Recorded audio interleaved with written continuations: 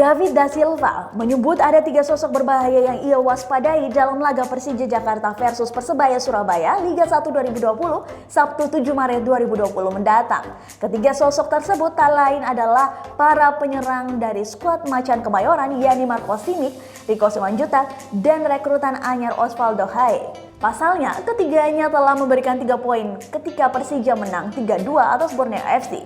Simic dan Osvaldo turut menyumbangkan masing-masing 1 gol, sedangkan Rico menciptakan 2 assist. Selain Simic, ada Rico Osvaldo yang sebelumnya adalah rekan satu tim. Kami harus fokus dan tidak membuat kesalahan, dan harus bisa mengatasi permainan secepat mungkin. Tekad David da Silva dilansir dari laman persebaya.id.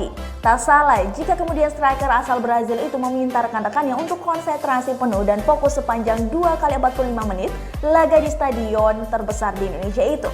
Pemain berusia 30 tahun itu menegaskan Bajul Ijo datang ke Jakarta untuk membawa pulang 3 poin.